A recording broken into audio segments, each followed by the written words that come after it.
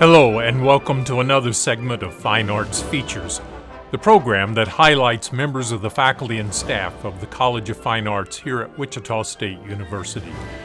Today we have a conversation with Jeff Pulaski, Professor of Graphic Design and Director of the School of Art, Design, and Creative Industries. A lifelong Kansan, Jeff was born and raised in Newton, Kansas. He received his BFA in Graphic Design from Wichita State, his MFA in Visual Communication from Kansas State University. In addition to his teaching and administrative duties, he is an active letterpress printer, lecturer, and collector. He has presented internationally at various national and international conferences including Chicago, Los Angeles, Rome, Nicosia, Cyprus, Birmingham, England, and Dublin, Ireland. We welcome to the show Jeff Pulaski. My name is Dr. Rodney Miller, and it's my privilege to be the Dean of the College of Fine Arts at Wichita State University. This is a series of interviews that we're doing with faculty and staff from the college. One of the things that we are very, very proud of is the quality of the people that we have on our faculty and on our staff. And to elucidate the general public to that very thing, we decided to do some interviews. And today we are interviewing Jeff Pulaski. Jeff Pulaski is something of a Renaissance man. He's something of a Renaissance shocker, I'll put it that way, because he has been just about everything at Wichita State. He has been a student, he has been on the staff, he's been on the faculty, and now he's gone to the dark side and he's one of our administrators. Jeff is currently the director of the School of Art, Design, and Creative Industries. And Jeff, I forget, how many years have you been the director now? This is my fourth year. Fourth year. And he's doing a phenomenal job. So without further ado, I want to try to turn it over to you in a very, very brief amount of time. Tell us who Jeff Pulaski is. Give us your life story in 2 minutes or less. All right. I'll see what I can do. Well, I grew up in Newton, Kansas, just right up the road here from Wichita.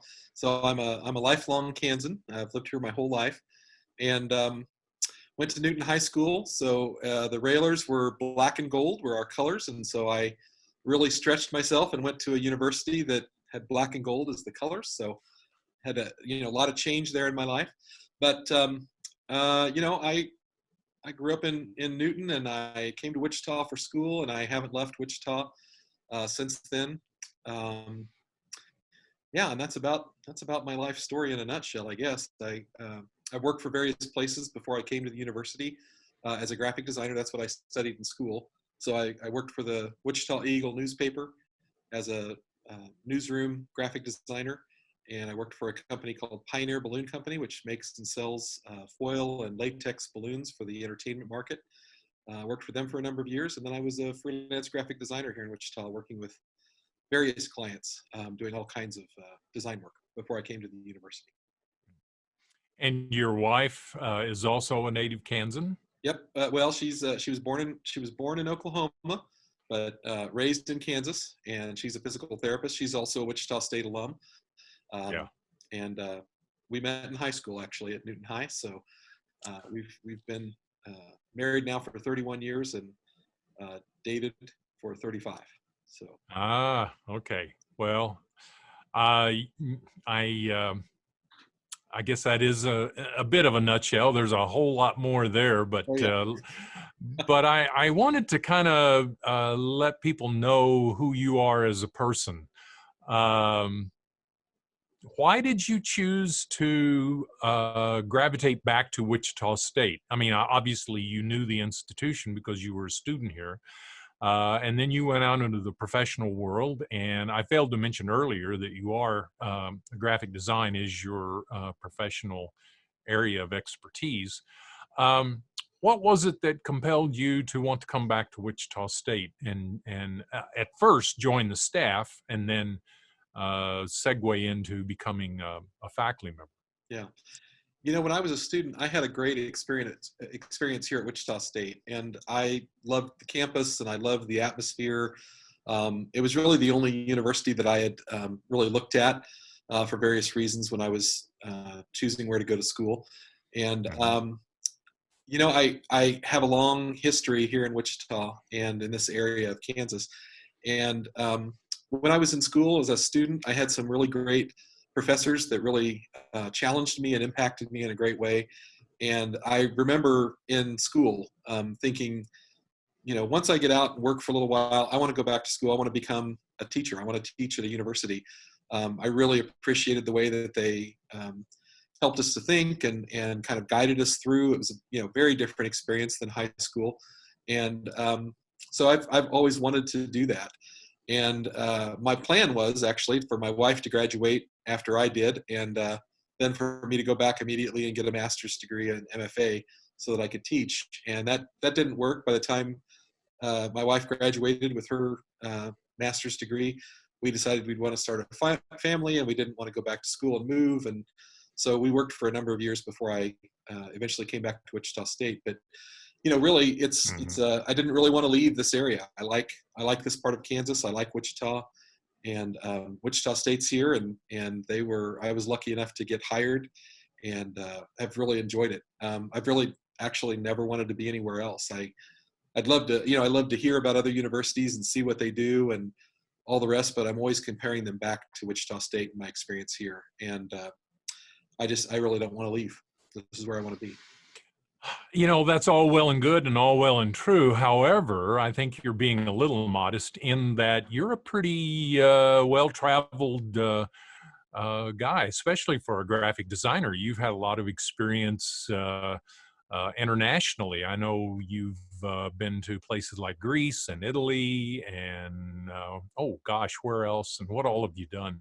Yeah, quite a lot. Well, just because I want to live in Kansas doesn't mean I always want to stay here. I mean, I do like absence makes the heart grow fonder. But yeah, I do love to travel, and I've had great opportunities here. I've traveled to well, before I was at Wichita State, I've been to Latin America. I've been to Mexico and El Salvador and Guatemala very briefly. But since being at Wichita State, I've had the opportunity to travel to the UK and to Ireland and Greece, Cyprus, Italy, Germany, France, Moscow, Russia. Sorry, and I think those are the main. I think those are the main places. Not Mhm. only have I gone to present at conferences that are overseas, but I've led workshops with Letterpress, which is the creative activity that I work with. It's an old printing technology from Gutenberg forward. So I've done workshops around the world and taken students overseas. We do some design classes where we go overseas and kind of introduce them to a different culture and things. And so that's been just a lot of fun. I love working with students. I love taking them places that they've never been and kind of helping them to explore and see that they can get out into the world and do it themselves. So yeah, I have had that opportunity. So, from those travels and the experiences that you've had, what have you learned? I mean, how are people the same? How are people different? Yeah. And how is graphic design the same? And how is graphic design different? Yeah, it's interesting because as much as you think it's different, it's the same. And I think not to get too philosophical or anything, um, I think people around the world we're really all the same. And we want to be with our families, we want to live, we want to work, we want to do our things. And I think sometimes we get caught up in all the political aspect, where this country and that country aren't getting along, but really the people are a very different situation. I can remember when we went to Russia. It was right after the Russians invaded the Crimea area, I believe. It was Mhm. that whole kind of controversy that was going on, and I met some very, very nice, wonderful Russian people and spent quite a bit of time with them. And I remember talking a little bit about that issue, and their perspective was very different than my perspective, but they made great points. I mean, I looked at it as this, kind of evil empire attacking this poor country, and the Russians were like, look, it's an issue of terrorism, and they're right on our doorstep. And you would feel the same way if the roles were reversed. And it really made me think about the fact that, what my views are very tainted by my environment. And there's always another side to the story. And I think it's really important to listen and to hear that side. So I think that's been very interesting. And I've seen that everywhere I go. But I think that with design, it's a visual language that's pretty universal. And so a lot of the things that we talk about here are the exact same for other cultures, because it's how we respond and how we see things. And so in that way, I think it's eye-opening to understand that we're all very much the same, even though we have some differences. Well, so going back to your comment about being tainted by the culture you grew up in, what would you like to see change? And what do you honor and revere about being an American or being a Kansan? Yeah. Well, I think I participated in some leadership training a while back, and one of the guys that led it talked about being Kansas nice. And I thought that was kind of funny when he said it, but I think it's really true. I think in the Midwest, I was taught to respect other people and to say yes sir and no sir, and yes ma'am and no ma'am, and anybody that was older than me deserved an honorific of sir and ma'am, and those lessons that my parents taught me when I was young have stayed till this day. And I think one of the things I think that in our world that we need, and I think that education and a broad education can really help with, I think we need patience. If I could have one thing more, it would be patience. I need to be able to listen and hear what people are saying, and not jump to conclusions and jump to snap judgments about things, but listen and be patient. And I think our world needs a good dose of common sense right now. And I think those are all things. I mean, I think I have some of those things. I think I have some patience, and I think I have some listening skills, although I do like to talk quite a bit. And I think I have quite a bit of common sense, but I think we could all of us could use more of those things. And so I think those are things that, in Kansas, we are brought up with to some extent. So kind of segueing from that, here's a question. Who's the wisest person that you've ever met? And why are they? Why do you say that? I don't know who the wisest person is. I would hate to put one name there, but elevate one name above the others. Yeah, I mean, as far as people I've met, I've met a lot of people that I think are very wise and have been influential to me. But the one thing that I think carries across all of those people that I could mention would be that they are people who listen more than they talk. A situation comes up and they don't offer a solution immediately. They offer questions, and they try and understand the situation. And that's something that I don't always do, and I've tried to get better at over the years. And I think as I've gotten older and had more experiences, I try very hard to listen more and make sure I understand the problem before I start offering solutions. And it's interesting because as a graphic designer, one of the things we're taught to do is think creative solutions, and it's more than one answer. When you have a problem as a designer, there's not one right answer. There's a lot of right answers. There's a lot of ways you can solve the problems for your client. And it's funny, excuse me, it's kind of funny. My wife has complained a little bit in the past. She's telling me about some issue or situation, and I say, well, you should do this. And she says, well, no, there's this other thing that I didn't mention. And I'm very good at spinning lots of different variations and answers and solutions.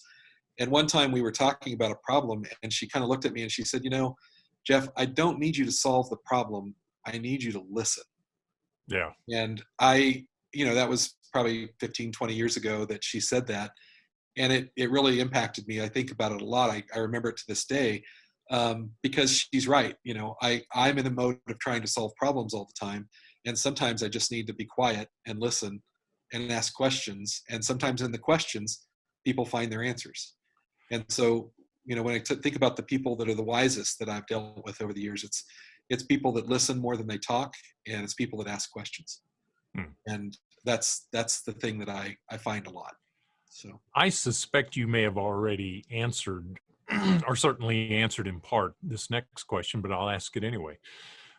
What really motivates you to get out of bed and come to work and do what you do?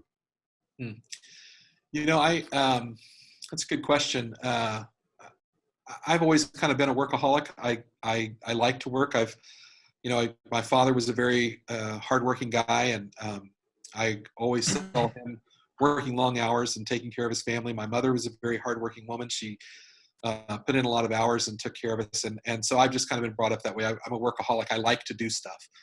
And I think the thing that I like the most is I like solving problems. I don't have to be the one that gets credit all the time, but I like to fix issues for other people. And I really like to teach people what I know. And so the thing that I enjoy most about my job right now is that I get to solve a lot of problems, or try to. And I think that's fun. I think it's enjoyable. And I like doing that. I like working with other people to do that. And so that's really what motivates me and gets me excited. So how do you relate that to teaching students who may be at different levels of ability, talent, expertise, knowledge in first of all, I'll say design, and then secondly, in applying that to the graphic design format? How does that relate to students? Well, every I don't mean this in a bad way, but every student is a problem to be solved. They all have different backgrounds and things that they bring to the table that might influence the way they think and the way they act and the way they do things. And it's a challenge to get to know those students and to try and figure out the best way to help them learn and advance and grow. And one of my biggest desires, and I tell students this all the time, I really want to see them succeed. I want to get emails from them or whatever form of communication we're doing in 10 or 20 years, telling me about the successes that they've had and the great things that they've done, because I think there's a lot of potential in our students. And I like to try and help them achieve that. It sounds kind of trite and what everybody would say as a teacher, but it's really true for me. I'm not here for the research. I'm here because of the students. I like to work with them. I like to try and help them. And it's great to talk with a student and do a critique and talk about their work and see that light go on in their head. When they get it and they see it, and all of a sudden they're like, okay, I see it. I want to go back and make some changes. That's what I love. And that's really why I do it. I still teach classes, even though I'm mostly administration, but I like to try and work with students and get to know them. I don't want a situation where I don't get to interact with students, because that's the fun part for me. And I can remember a few years ago, I had a young woman in class who was new to graphic design, and we were talking about a project that she was doing. And we had 3 or 4 class periods in a row where we would look at what students had done and then critique it. And each time she came in with a pretty complete solution, and we would talk about it. And I'd say, okay, now based on what you're showing me, wouldn't it be interesting if you tried this or tried this? And I was so impressed with her, because every single class that we had a critique, the following class, she would come back with a completely recreated design. She really explored the options, and she really pushed the envelope completely. And her final project was the best one in the class. It was really a nice thing, and it was all about her being willing to kind of push the envelope and keep creating different things. And I really enjoyed the opportunity that I had to be able to encourage her to look at things differently. And I think that's what I really enjoy. That's where I really like things. Why typography? What is it about typography that lights your inner fire, as it were? Yeah. And maybe you should also explain to our listeners what typography is. Some people might think it's reading a map. Right, right. Yes, we had a student that emailed me 3 or 4 weeks into class this last semester and said, I completely misunderstood what I was taking. I'm taking a typography class with one of your faculty members, but I thought I was taking a map class. He thought it was topology, not typography. But he said he really liked it, and the instructor said he was doing great. So I thought that was kind of an interesting connection there. Typography is working with type in a way that it emotes a feeling and it gets an idea across, and it's effective. It moves people just with the letter forms, and I think that's fascinating. I'm going to butcher the quote because I don't remember, even though I use it a lot in written material.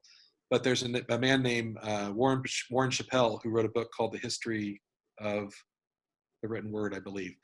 And he talks about the fact that type is this kind of magical thing because it's 26 kind of abstract characters that bring delight to the eye and meaning to the mind. And I think that that's really fascinating that we've got this set of characters that are completely abstract. An A no longer represents a bull or an ox head, which they think was kind of the origin of the A, was a little pictogram for an ox. It's a completely abstract character that we associate its meaning just because we've known it. And I think that's really, really fascinating. I've always enjoyed typography and type since I've been through school. And I don't think I'm a great typographer. I certainly don't design type, but I enjoy looking at it, working with it, thinking about its meanings and different things that people can do with it. I can remember when I was in graduate school, I did a poster. I created a poster one time where I took the letter A and the letter B and the letter C, and in 3 different posters, I used all different forms of those letters, whether it was bold or whether it was italic, whether it was a script, just different fonts and things. And I just repeated them over and over and over. And my son, who's now 19, I think at the time he was around 4 or 5, and he asked me what I was doing, and I kind of tried to explain it to him on a level that a child would understand. And it was interesting because he didn't know his alphabet quite yet. Maybe he was 3. But he said, well, those aren't the same, but you're saying that they're both A's. And I said, yeah. And I explained to him that we have these different styles, but all the letters are the same that I was dealing with. And they all mean the same thing. And it was really interesting for him to understand that. And it kind of excited me because, we think of, it's not just that people know an A is an A, but I can show you 20 different examples of A's that all look different. And we all recognize them as an A and what they stand for and how they sound. And that aspect of the mind to be able to take that information in, I think is fascinating. And so I've always enjoyed that aspect of typography. And you didn't quite ask this, but currently, I think you're going to get there eventually, but currently I do letterpress, which is an old printing technology of like Gutenberg. That Gutenberg didn't invent, but he certainly popularized, where letter forms are cut out of wood or metal and raised, and then they use those to print. And so I've been doing this work where I've been looking at different fonts and looking at them in a macro way, looking through at like 500 times their size for the details and the little idiosyncrasies in those letters. And I find it fascinating. I can spend hours looking at type and those fonts. And the thing that's great about letterpress is that it's a 3-dimensional representation of these letters that I've always seen and looked at. And I think it's fascinating. I pick them up and I can hold them and I can turn them around and look at them from different angles and think about their visual qualities. And I find that fascinating. So yeah. Well, I wasn't going to bring up letterpress because I know that that is a real strain on your marriage, since you have how many letterpresses do you have in your garage now? Oh, I don't know. I count them periodically. It takes me a minute to go through them, but I am an avid collector of letterpress presses and type and casting machinery. I think I have more than 20 tons of cast iron printing equipment. Which is Uh, a little bit different than stamp collecting. yeah, oh yeah, yeah. And my wife wishes that I would be a stamp collector very much, but yeah, I've got quite a few printing presses spread between here in my office at the university and our letterpress lab and at home, and um, so yeah, I'm a little bit rabid about my collections. So yeah, but I think I have I've got about 5,000 pieces of wood type or so in various sizes, from half-inch tall all the way up to 36 inches tall. Mm. I probably have 200 or 300 cases of metal type in various sizes, fonts, and styles. Um, I think I'm over 15 printing presses that I own, um, and it's great fun. I mean, I really enjoy it. It would be nice if it were a lighter weight hobby, but it's certainly heavy. My favorite press that I haven't printed with, because I've got some work I need to do on it, but it's a 6 foot by 9 foot newspaper press that was developed in 1880, and it actually is bigger than my wife's car and weighs more than my wife's car. So Oh, wow. it's a lot of fun. I enjoy letterpress quite a lot. So So I have another question that I'm going to have to qualify based on your answer there. If you could have an unlimited amount of something, and I'll put in parentheses, except for letterpresses, what would it be and why? uh, well, everybody that knows me would say that if I could have anything, it would be more type. Um, but actually, that's not true. I mean, and this is gonna sound kind of, again, silly, but it's really true. If I could have anything, um, I would want. It's kind of a toss up between time and patience. Um, I wish I had more time available in the day to do my job, and then be able to go home and work in my studio and work with letterpress and work with things. I think there's so much out there to learn, and there's so much out there to see, and there's so much out there to do. And as I get older, I realize that that time is not going to be there to do those things. And I don't want to waste my time, but I really enjoy it. I mean, it's relaxing to me to sort type and to look at type. And my wife had told me that I can't bring the letterpress materials in the house, but I did sneak a thing in. But I've got a tub. Well, it's probably this big by this big and about this deep, and it's full of type. It's full of 10 and 12 and 14-point type that was somebody had dumped on a floor to get rid of, and I got there too late, and I bought it from them off of the floor, but we had to just dump it in a box. And so I've been sorting it. So I'm sorting it by size first, and then I'm sorting it by font next. But I'm basically picking up all these little pieces of metal type and putting them in a tray, everything lined up, and dividing them out by size. And that's what I do in the evenings when I'm not outside in the studio and we're just watching some stupid thing on television, or listening to music. That's what I enjoy. The books that I have next to my recliner that I sit in are all based on type, and they're this sounds really silly, but designers out there will understand. They're basically just listings of fonts, and it's A through Z, uppercase, lowercase, in different styles and different weights. And I have been through one of my books like that. I've been through it probably 200 times, looking for the particulars of this letter P. Which font is this from? And Oh. I find it fun. It's like an Easter egg hunt for me. So Uh, um, if you could learn to do anything, what would it be? um, You know,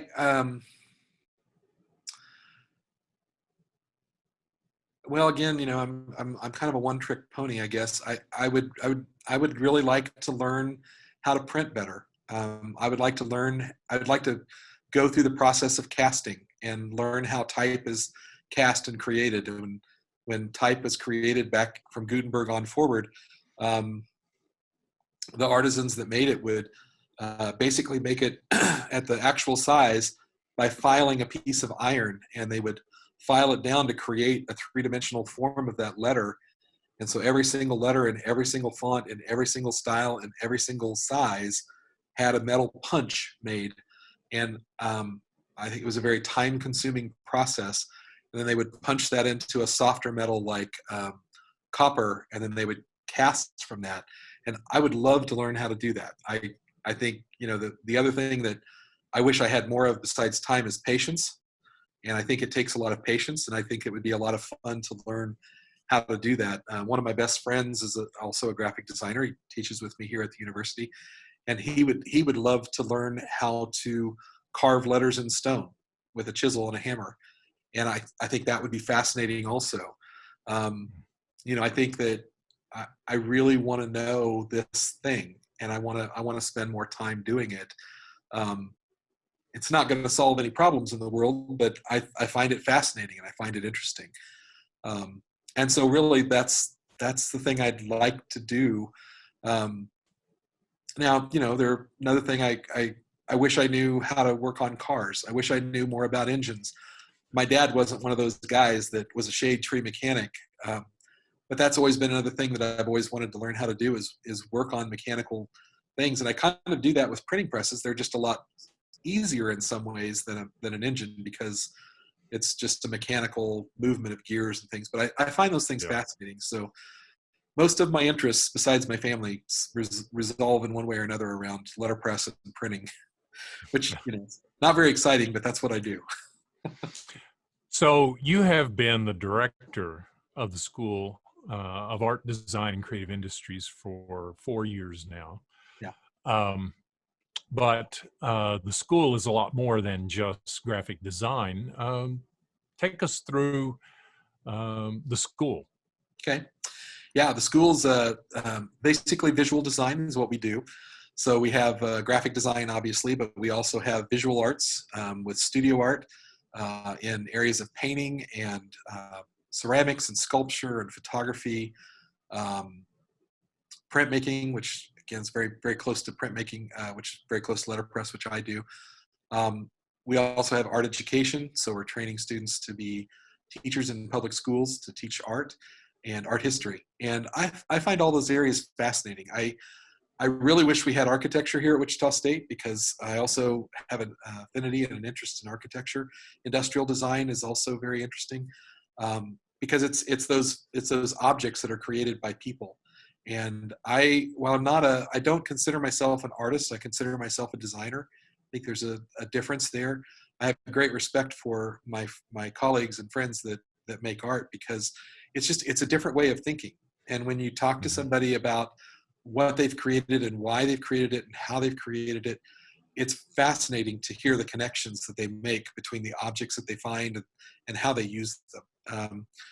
And I find that fascinating. I wish that I was as skilled in art making as many of my colleagues. I love architecture because it's this manifestation of the visual experience that people have in a grand scale.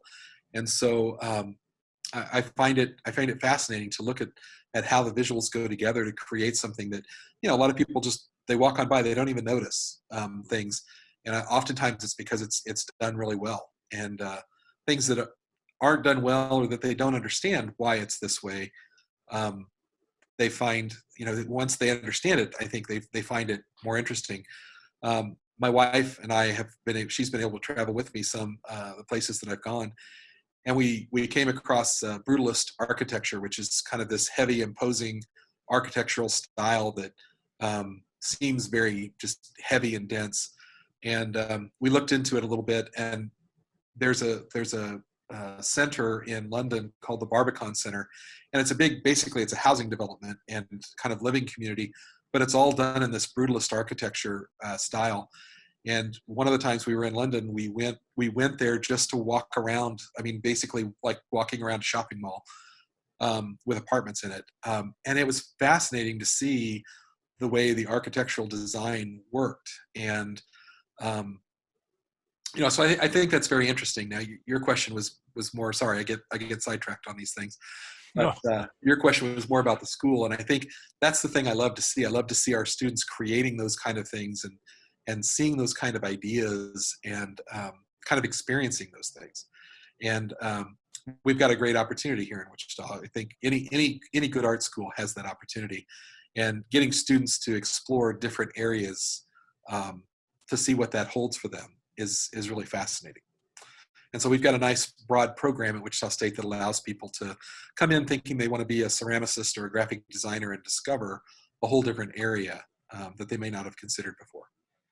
So if a 17-year-old were to come and ask you about coming to art, design, and creative industries as a major, what would you tell them would be their journey through the program? Well, I think coming through an art program, and especially an art program such as ours, I mean, practically, they're going to learn the basics. They're going to go over the basics the first year and make sure that everybody's kind of got a common footing and common understanding. Second year is going to be a lot about techniques and kind of breadth of experience. And the third and fourth year are going to be kind of a deep dive into an area that they find interesting. And so we try and encourage our students. We have a lot of students that come that think they want to be a certain thing. They definitely want to study and be a graphic designer. They definitely want to study and be a painter. And we really try in that first year or two to kind of expand their vision a little bit to see everything that's available, because if they think as an artist, if they think as a designer, there are other things that they can do. And so we try and kind of push people to look at all the options and kind of develop a breadth. And so with our students, that's typically what we do. We have the foundation year as a freshman. Sophomore is kind of exploration of different basic terminologies and functional things. And then third and fourth year are really a deep dive into a specific subject matter. And by that time, I think they kind of know what the options are, and they become fairly proficient at their chosen area. So again, if I'm a 17-year-old, tell me the difference between the BA degree and the BFA degree. Well, I like to tell students that the BA is kind of like a buffet. You can have lots of different options. Can't have all dessert, but you can have lots of different options and kind of study different things. A BFA is a little more like a 4-course dinner that's all very kind of combined and specified. So a BA is more of a general degree. It's a liberal arts degree that gives you a breadth of experience, and a BFA is much more of a particular subject matter, and you become probably a deeper content expert in one area, as opposed to lots of different areas knowing a little bit about a lot of things. So that's how our BA and BFA, I think that's how I think they work. Okay, good. Now you are a bit of an anomaly in that you are Kansas born, Kansas raised, and you've spent your whole life here, but you have a lot of colleagues in your school that are from very disparate parts of not only the United States, but of the world. Talk about that a little bit. We do. We have, I think there's a couple of us that are kind of born and raised in this area and have stayed here in our careers, but the vast majority of our faculty are from all over. We have people from all parts of the U.S. We have faculty members from Hungary and from Serbia and from Spain. So there's, it's a wide variety of faculty that come. And I think the great thing is, in higher education, they tend to like to diversify the faculty so that new ideas are brought in. And, I've really seen that, every time we hire a new faculty from a different area, a different school, a different country, they bring in very different ideas that challenge the way that we do things and help to expand our vision. And so I think that's great. I'm glad that I've had the opportunity to be here, even though I'm from this area, and I went to my undergrad here at Wichita State. But I think we've got such a diversity of people and perspectives that I think that really adds to the experience to help make people see that there's a lot of different things out there in the world, that different opinions, different views, different ways of looking at things. And I think for our students as artists and designers, that's what they have to do. They have to understand that there's a wide cultural difference out there. Yeah. Talk a little bit about the things that you and your colleagues have had to do to accommodate learning during this pandemic. Mm. Yeah, it's been a little tough in some areas, but I think our faculty have really embraced the challenge. Most of what we do is a very one-on-one, hands-on kind of teaching. Our design students, are used to having a faculty member come around and talk with them every class period, look at the work one-on-one that they're doing, make comments and things, and we're used to pinning work to the wall and critiquing it and talking about it as a group. Doing that through Zoom or doing that in times of COVID is difficult, and it's challenging.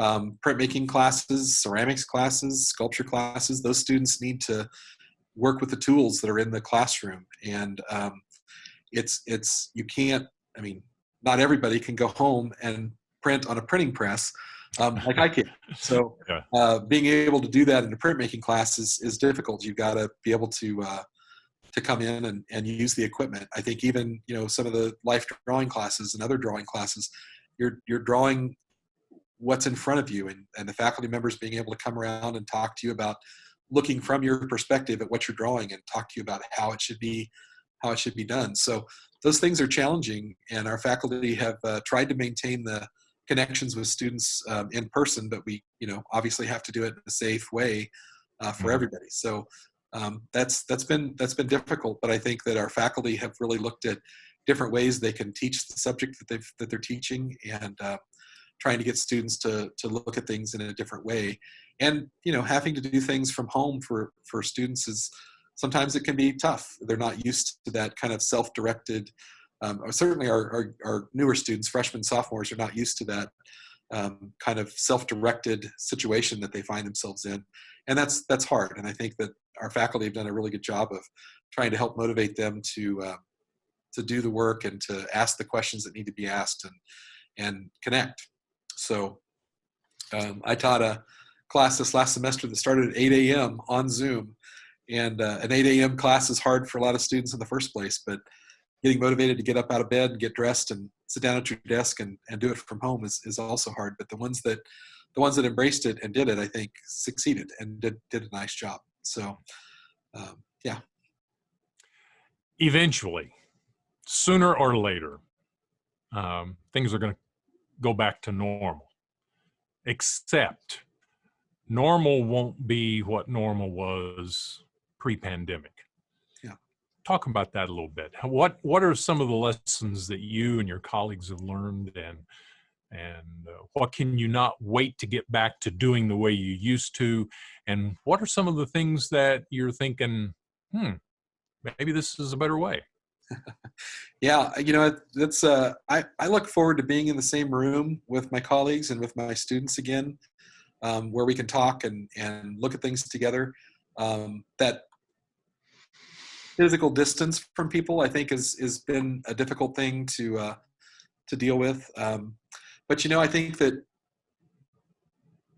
while in the past 10 years ago, maybe, we didn't think that anything that we taught could be done remotely through Zoom or some other platform, I think we're seeing that it can, and there are some challenges there. I think that we can overcome. I think that's been good. I think there are some things that we can do online and some things that we can do remote that should hopefully, if it makes the content work better, if it makes the students more flexible in what they're doing, that's fantastic. And I think that we should look for those opportunities. So I think there'll be more of that. I think we'll have more things that are online.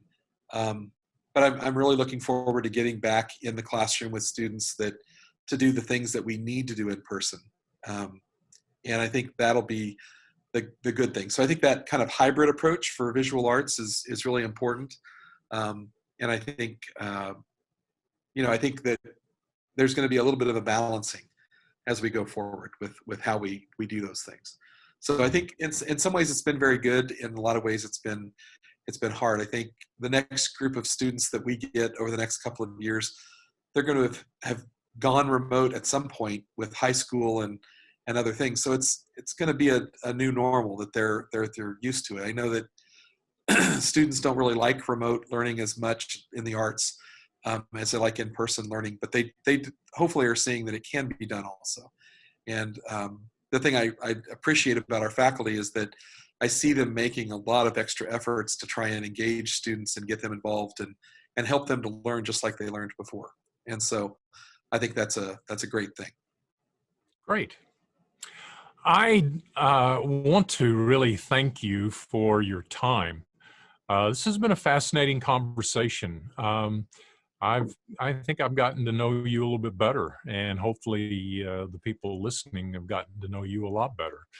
I know that you have nothing but respect from your colleagues, certainly not just your colleagues in the school, but your colleagues in the college, and certainly at the university level. You've been on a lot of university-wide committees. You've been chosen to do quite a few things. You've been a real addition and continue to be a real impactful addition to the college and the university. And so, Jeff, I just want to thank you for everything that you do and everything you will do. And thank you for putting up with me and this interview. So, Well, thank you. You what? I appreciate that. Thank you. So you've been listening to Jeff Pulaski, who is the director of the School of Art, Design, and Creative Industries, who is a very well-respected and internationally known graphic designer and typographer and teacher, professor, father, husband. You truly are a Renaissance man. Although you can't work on your car. You're not a shade tree mechanic. I am not a shade tree mechanic. Okay. Well, we'll take you for how you are. Jeff, thank you so much. And I want to thank all of you for listening to us. And it's been a real pleasure presenting this to you. And I hope it's been a real pleasure listening to it. Thank you so much.